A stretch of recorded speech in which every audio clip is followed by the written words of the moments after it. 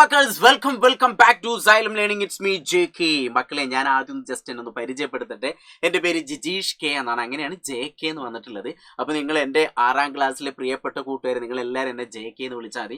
ഞാൻ ആദ്യമായിട്ടാണ് 6ാം ക്ലാസ്സിൽ വരുന്നത്, അതുകൊണ്ടാണ് ഞാൻ എൻ്റെ പേരൊക്കെ പറയുന്നത് കേട്ടോ. പക്ഷെ എന്തിനാണ് ഞാനിപ്പോൾ വന്നു വെച്ചാൽ, ഞാൻ വലിയൊരു കാര്യം നിങ്ങളിലേക്ക് എത്തിക്കാൻ വേണ്ടിയിട്ടാണ്.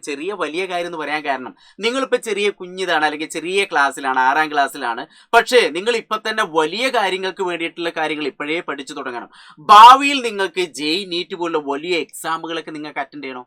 ഇനി അതല്ല, JEE NEET അല്ല, പകരം ഇന്ത്യയിൽ തന്നെ ഏറ്റവും നല്ല കോളേജുകളിലേക്ക് നിങ്ങൾക്ക് അടിപൊളിയായിട്ട് പഠിക്കണമെങ്കിൽ എപ്പോഴും നമുക്കൊരു എൻട്രൻസ് എക്സാം നമ്മൾ എന്ത് ചെയ്യണം, അഭിമുഖീകരിക്കണം.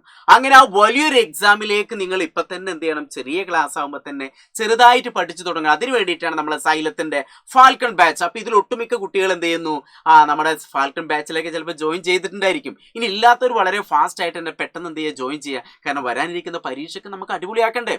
അപ്പോൾ എൻ്റെ ഏറ്റവും പ്രിയപ്പെട്ട 6ാം ക്ലാസ്സിലെ സ്റ്റേറ്റ് സിലബസ് ആയിക്കോട്ടെ, CBSE ആയിക്കോട്ടെ, ഇനി ഏത് സിലബസ് ആയാലും കുഴപ്പമില്ല, ഞാൻ ഒന്നുകൂടി പരിചയപ്പെടുത്തുന്നത് JK ആണ്, നിങ്ങളുടെ സയൻസിന്റെ അധ്യാപകനാണ്. മക്കളെ, അപ്പം ഞാൻ കുറച്ച് ചെറിയ കാര്യങ്ങൾ, അതായത് നമ്മൾ ചുറ്റുവട്ടത്ത് നടക്കുന്ന ഒരുപാട് കാര്യങ്ങൾ നമുക്കറിയാം. പക്ഷെ അത് നമ്മൾ എന്ത് ചെയ്യുക, അതിനെ ബേസ് ചെയ്തിട്ടൊരു ചോദ്യം വന്നാൽ നിങ്ങൾക്ക് എഴുതാൻ പറ്റുമോ? അതേപോലത്തെ ഒരു ചെറിയൊരു കാര്യമായിട്ടാണ് ഞാൻ വന്നിട്ടുള്ളത്. അതായത് നിങ്ങൾ റെസ്റ്റ് അല്ലെങ്കിൽ മോഷൻ എന്നൊക്കെ കേട്ടിട്ടുണ്ടായിരിക്കും അല്ലേ. ഞാനിപ്പോൾ ഇവിടെ റെസ്റ്റ് ആണെന്ന് പറഞ്ഞാൽ അത് ശരിയാണ്, ഞാനിപ്പോൾ ഇവിടെ മോഷൻ ആണെന്ന് പറഞ്ഞാൽ അതും ശരിയാണ്. അപ്പൊ എങ്ങനെയാണ് ഈ റെസ്റ്റും മോഷനും അല്ലേ? ആ കാര്യങ്ങളൊക്കെ നമുക്ക് അതിനെ ബേസ് ചെയ്തിട്ട് ഏതൊക്കെ ടൈപ്പുള്ള അല്ലെങ്കിൽ ഏതൊക്കെ ഡിഫറെന്റ് ടൈപ്പ് ആയിട്ടുള്ള മോഷൻ എന്തൊക്കെയാണ്, അങ്ങനെയുള്ള കുറച്ച് ചെറിയ കാര്യങ്ങൾ നമ്മൾ പഠിക്കാൻ പോകണം. അപ്പോൾ ഒരൊറ്റ തവണ കണ്ടാൽ തന്നെ മതി, നിങ്ങൾക്ക് ഇത് പഠിക്കാൻ പറ്റും. അപ്പോൾ മാക്സിമം എല്ലാവരും ഇങ്ങോട്ട് ശ്രദ്ധിക്കുക. ഞാൻ പറയുന്ന വാക്കുകളിലേക്കും സ്ക്രീനിലേക്കും മാത്രമായിരിക്കട്ടെ നിങ്ങളെ ശ്രദ്ധ. ഞാൻ എല്ലാവരും ആവാഹിച്ചെടുത്തു. ഓക്കെ, അപ്പോൾ റെഡിയാണോ? നോക്കുക.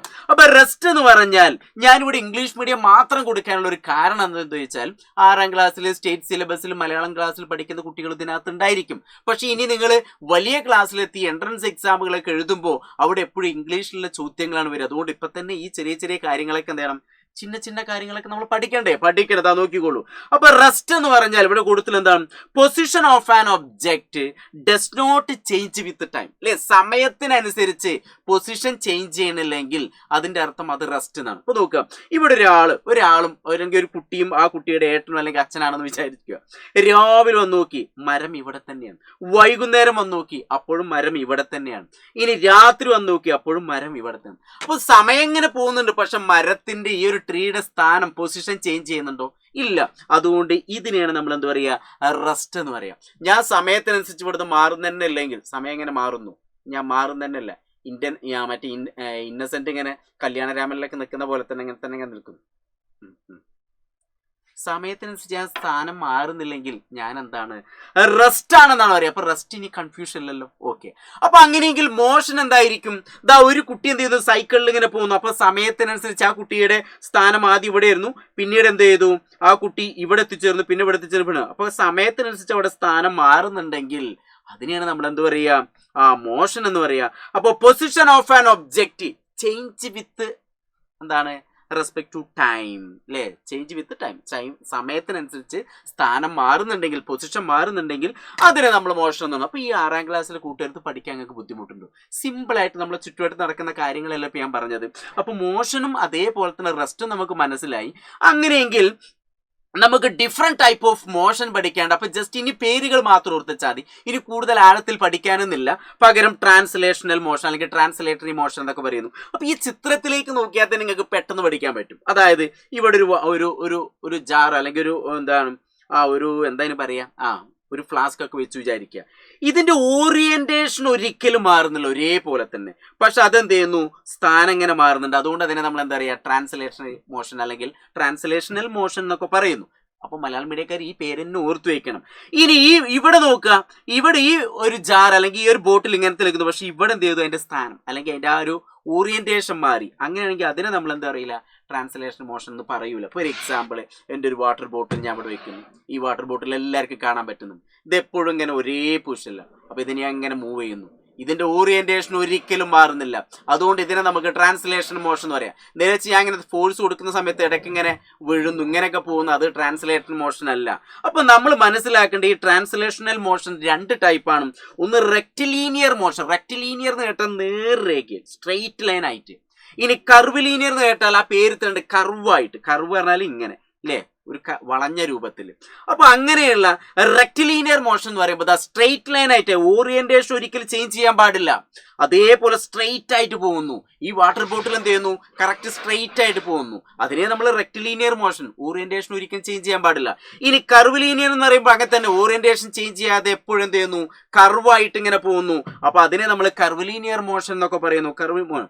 ഇനി അടുത്ത സർക്കുലർ മോഷൻ. സർക്കുലർ മോഷൻ അവിടെ അതേപോലെ തന്നെ ഓറിയന്റേഷൻ ചേഞ്ച് ചെയ്യാതെ കറക്റ്റ് സർക്കുലർ ആയിട്ട് ഇങ്ങനെ, ഗ്രൗണ്ടിലൂടെ ഇപ്പൊ സ്പോർട്സ് ആണല്ലോ, അപ്പൊ റൗണ്ടിന് ഓടുന്നു, അപ്പൊ അതൊക്കെ സർക്കുലർ മോഷൻ ആണ്. ഇനി റൊട്ടേഷണൽ മോഷൻ എന്ന് പറയുമ്പോൾ ഒരു ആക്സിസിലാണ് റൊട്ടേറ്റ് ചെയ്യുന്നത്. ഇപ്പൊ പമ്പരം നമ്മളെ ടോപ്പ് എന്ത് ചെയ്യുന്നു, ഇതിന്റെ ഈ ആണിയിൽ എന്ത് ചെയ്യുന്നു, ആക്സിസിൽ റൊട്ടേറ്റ് ചെയ്യുന്നു. ഫാൻ അതിന്റെ ആക്സിസിൽ റൊട്ടേറ്റ് ചെയ്യുന്നു. നമ്മൾ എർത്ത് എന്ന് പറഞ്ഞാൽ അതിന്റെ ആക്സിസിൽ എന്ത് ചെയ്യുന്നു, അത് റൊട്ടേറ്റ് ചെയ്യുന്നു. അപ്പൊ ഇതിനെ നമ്മൾ റൊട്ടേഷണൽ മോഷൻ, റൊട്ടേറ്ററി മോഷൻ. ഇനി റോളിംഗ് മോഷൻ എന്ന് പറഞ്ഞാൽ ഇതിൽ സ്ട്രെയിറ്റ് ലൈൻ ആയിട്ട് പോകുന്നുണ്ട്, അതോടൊപ്പം തന്നെ ഇതിന്റെ വീൽ എന്ത് ചെയ്യുന്നുണ്ട്, റൊട്ടേറ്റും ചെയ്യുന്നുണ്ട്. അപ്പൊ അത് റോൾ ചെയ്ത് ഇങ്ങനെ, അത് റോളിംഗ് മോഷൻ ആണ്. ഇനി ഓസിലേറ്ററി മോഷൻ എന്ന് പറഞ്ഞാൽ നിങ്ങൾ ഊഞ്ഞാല ആടുന്ന പോലെ ഇരുവശങ്ങളിലേക്കും ടു ആൻഡ് ഫ്രോ മോഷൻ ആണ്. അപ്പൊ രണ്ട് വശത്തേക്ക് ഇങ്ങനെ റിപ്പീറ്റ് ചെയ്ത് ഇങ്ങനെ മൂവ് ചെയ്യുന്നുണ്ടെങ്കിൽ അതിനെ നമ്മൾ ഓസിലേറ്ററി മോഷൻ എന്ന് പറയും. അപ്പോൾ കുറേ ടൈപ്പുള്ള മോഷനാണ് ഇപ്പം ഞാൻ പറഞ്ഞത് അല്ലേ. അപ്പം ഞാൻ പറഞ്ഞ ഈ ഒരു സിമ്പിളായിട്ട് നമ്മുടെ ചുറ്റുവട്ടത്ത് നടക്കുന്ന കുറച്ച് കാര്യങ്ങൾ, നിങ്ങൾ കണ്ടിട്ടുള്ള കുറച്ച് കാര്യങ്ങൾ ഞാൻ ജസ്റ്റ് വെറുതെ പറഞ്ഞു. അപ്പോൾ ഇതൊക്കെ എന്തിനാണ് ഇങ്ങനെ പറയുന്നത് വെച്ചാൽ നമുക്ക് ഈ കാര്യങ്ങളൊക്കെ ചെറുപ്പത്തിലേ എന്ത് ചെയ്യണം, നമ്മളിത് പഠിച്ചു വരണം. അപ്പോൾ നോക്കിപ്പോൾ ഒരു എക്സാമ്പിൾ ടൈപ്പ് ഓഫ് മോഷൻ, അതിൻ്റെ പെട്ടെന്ന് ഓർത്ത് വെക്കാനുള്ള കാര്യം ഞാൻ പറയണം. ഇപ്പം ലീനിയർ മോഷൻ എന്ന് കേട്ടാൽ നിങ്ങളുടെ മനസ്സിലേക്ക് എത്തേണ്ടതാണ് സ്ട്രെയിറ്റ് ലൈൻ പാത്തിലൂടെ പോകാം. സ്ട്രെയിറ്റ് ആയിട്ട് ഞാൻ നേരെ എങ്ങനെ പോകുന്നത് ലീനിയർ മോഷൻ ആണ്, സ്ട്രെയിറ്റ് ലൈൻ ആയിട്ടാണ് ഓർത്ത് വയ്ക്കുക. ഇനി കർവ് ലീനിയർ മോഷൻ എന്ന് പറഞ്ഞപ്പോൾ എങ്ങനെയായിരിക്കും, കർവ്ഡ് പാത്തായിരിക്കും, അത് കർവ് ആയിട്ടാണ് പോകുന്നത്. ജസ്റ്റ് സിമ്പിൾ ആയിട്ട് ഓർത്ത് വയ്ക്കുക. ഇനി സർക്കുലർ മോഷൻ എന്ന് പറഞ്ഞാൽ എങ്ങനെയായിരിക്കും, അപ്പോൾ around A circle, circular motion എന്ന് പറഞ്ഞാൽ റൗണ്ട് ഷേപ്പിൽ ഇങ്ങനെ എന്ത് ചെയ്യുന്നു, ഓടുന്നതൊക്കെ സർക്കുലർ മോഷനാണ്. ഇനി അടുത്ത റൊട്ടേഷണൽ മോഷൻ എന്ന് പറഞ്ഞാൽ സ്പിൻസ് എബൌട്ട് ആക്സിസ്, അതിന്റെ ആക്സിസിൽ എന്ത് ചെയ്യുന്നു, റൊട്ടേറ്റ് ചെയ്യുന്നു. അപ്പോൾ പമ്പർ റൊട്ടേറ്റ് ചെയ്യുന്നു, ഫാൻ റൊട്ടേറ്റ് ചെയ്യുന്നു. അപ്പോൾ അങ്ങനെ ഇങ്ങനത്തെ എക്സാമ്പിളൊക്കെ നിങ്ങൾ ചുറ്റുവട്ടത്തുള്ള എക്സാമ്പിളുകളൊക്കെ നിങ്ങൾ ഓർത്തു വെക്കണം. എന്നിട്ട് അതിനൊക്കെ എക്സാമ്പിളുകൾ കണ്ടെത്തണം കേട്ടോ. ഓക്കെ, ആരൊക്കെ കണ്ടെത്തുന്നു ഞാൻ നോക്കാം. റൊട്ടേഷൻ മോഷൻ എന്ന് പറഞ്ഞാൽ അതും എങ്ങനെയാണ്, അപ്പോൾ സ്പിൻ അബൌട്ട് ഇറ്റ്സ് ആക്സിസ് അല്ലെ, ആക്സിസിലാണ് റൊട്ടേറ്റ് ചെയ്യുന്നത്. ഇനി അടുത്ത് ഓസിലേറ്ററി മോഷൻ എന്ന് പറഞ്ഞാൽ എന്ത് സംഭവിക്കുന്നു, ബാക്ക് ആൻഡ് ഫ്രോത്ത്, ഊഞ്ഞാലാടുന്നത് ഒരു ഓസിലേറ്ററി മോഷനാണെന്ന് ഓർത്ത് വയ്ക്കുക. അപ്പോൾ ബാക്ക് ആൻഡ് ഫ്രോത്ത് പറഞ്ഞാൽ രണ്ടു വശം ഒരു പോയിന്റിനെ ബേസ് ചെയ്ത് അങ്ങോട്ടും ഇങ്ങോട്ടും ആടുന്നത് നമ്മൾ പറയാം.